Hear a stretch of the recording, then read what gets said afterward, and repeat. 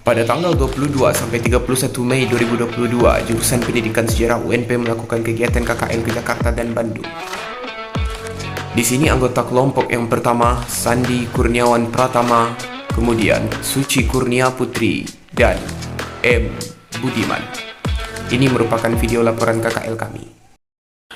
Setibanya di Pulau Jawa, kami melakukan kunjungan ke jurusan Pendidikan Sejarah Fakultas Ilmu Pengetahuan Sosial Universitas Pendidikan Indonesia.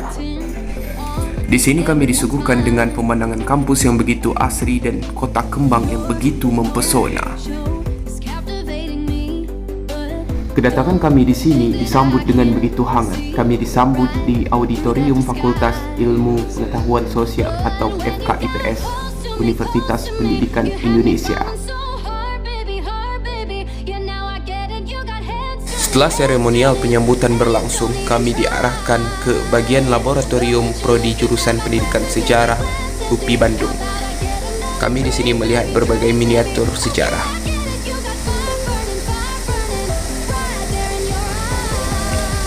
Dan kami juga diarahkan ke bagian perpustakaan, dan di sini juga ada History Podcast, dan kami juga diarahkan ke laboratorium micro teaching.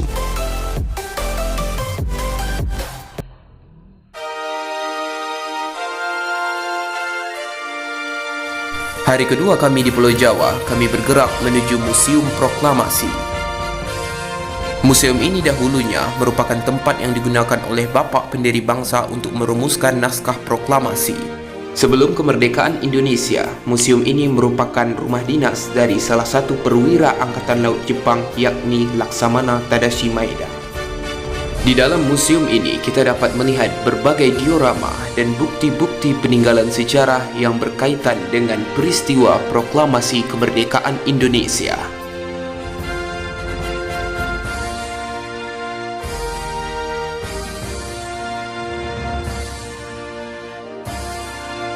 Ketika berkunjung ke museum ini, kita teringat akan sebuah ungkapan, yakni bangsa yang besar adalah bangsa yang menghargai jasa-jasa para pahlawannya.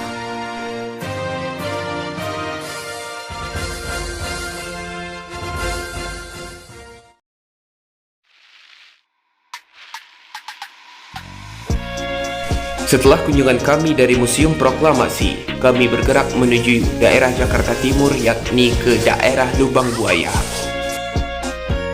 Di sini merupakan lokasi pembantaian 7 jenderal Angkatan Darat oleh Partai Komunis Indonesia pada tahun 1945. Di sini juga terdapat berbagai diorama dan berbagai bukti peninggalan sejarah yang berkaitan dengan peristiwa Gerakan 30 September yang terjadi pada tahun 1965. Peristiwa Gerakan 30 September terjadi pada tahun 1965.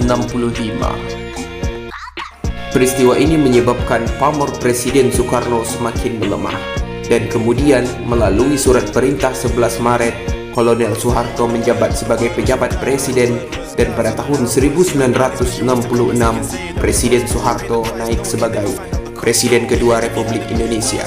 Dan pada masa pemerintahan Presiden Soeharto, segala hal yang berbau komunis dilarang.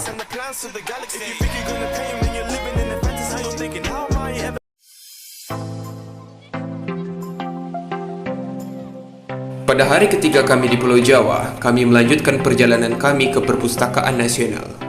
Perpustakaan ini terletak di sebelah selatan Tugu Monumen Nasional. Perpustakaan ini bertepatan di Jalan Merdeka Selatan. Di dalam perpustakaan ini, kita dapat menjumpai berbagai buku-buku dan berbagai literatur.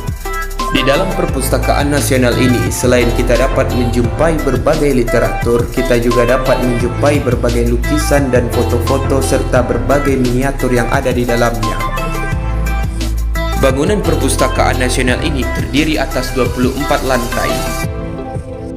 Ketika berkunjung ke Perpustakaan Nasional ini, kita teringat akan sebuah ungkapan, yakni membaca adalah jembatan ilmu. Setelah kunjungan kami dari Perpustakaan Nasional, kami bergerak kembali ke Kota Padang. Dan di dalam perjalanan KKL kami ini begitu banyak kisah dan kenangan yang tak mungkin untuk dilupakan. Long as you're with me, you're not alone, you'll never be. I wanna tell you